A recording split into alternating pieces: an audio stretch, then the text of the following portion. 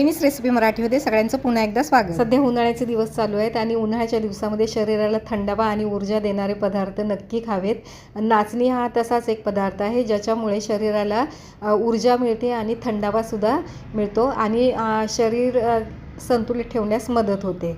तर नाचणीमध्ये भरपूर पौष्टिक घटक असतात, आयर्न, फायबर आणि कॅल्शियम भरपूर प्रमाणात असते। त्याच्यामुळे उन्हाळ्याच्या दिवसामध्ये नक्की हे नाचणीचे लाडू करून तुम्ही खा, त्याच्यामुळे शरीराला भरपूर ऊर्जा आणि थंडावा मिळेल। तर आता इथे मी गॅसवरती कढई ठेवले, त्याच्यात 2 मोठे चमचे मी तूप घातलेले आहे आणि आता याच्यामध्ये मी ड्रायफ्रूट्स घालते।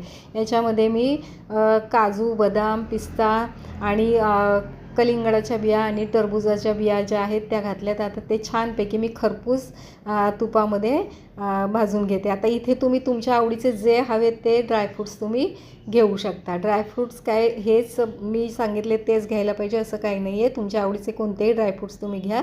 ड्रायफ्रूट्स सगळे मी आता एका प्लेटमध्ये काढून घेतलेत भाजून झाल्यानंतर। त्याच कढईमध्ये मी अजून 2 चमचे तूप घातले आणि आता त्याच्यामध्ये मी हे नाचणीचं पीठ घालते। हे माझं अर्धा किलो नाचणीचं पीठ आहे। आता हे नाचणीचं पीठ छान खरपूस असं छान भाजायला एक 15 ते 20 मिनटं तर नक्कीच लागतात। म्हणजे आपण बेसनचे लाडू करताना जसं पीठ भाजतो ना, अगदी तशाच पद्धतीने हे पीठ भाजून घ्यायचं आहे। आता 15-20 मिनटांनी माझं पीठ छान भाजून झाले, ते मी एका परातीत काढून घेतलं आहे।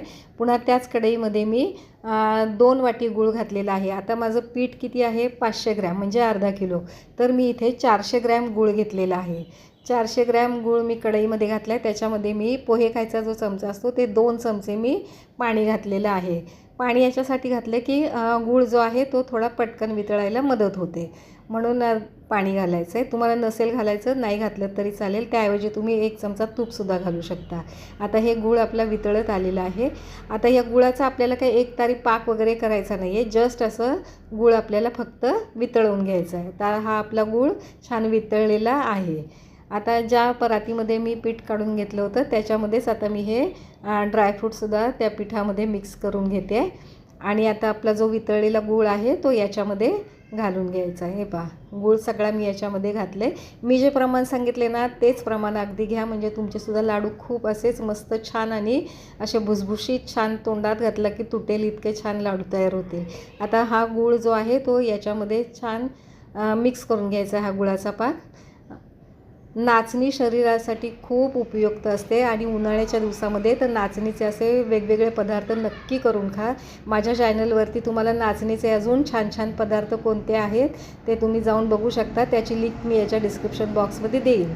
आता सगळं मिक्स करून झाल्यानंतर तुम्हाला पाहिजे तेवढा गोळा घेऊन असे छानपैकी लाडू वळायचे। ते पहा किती पटापट हे लाडू माझे वळले जात आहेत, कारण जे प्रमाण सांगितले ते प्रमाणच तुम्ही घ्या। आता हे मिश्रण जर तुमचं थोडंसं कोरडं वाटलं ना तर तुम्ही याच्यामध्ये तूपसुद्धा घालू शकता वरून। आता हे सगळे लाडू माझे तयार करून झालेले आहेत। अर्धा किलोचे लाडू आहेत। आता मी लाडू तुम्हाला फोडून दाखवते। पहा पटकन एकदम लाडू असा तुटतो, किती भुसभुशीत आणि छान लाडू झालेत हे आणि खायलासुद्धा खूप चविष्ट आहेत। तर ही लाडूची रेसिपी कशी वाटली ते मला कमेंट बॉक्समध्ये नक्की सांगा।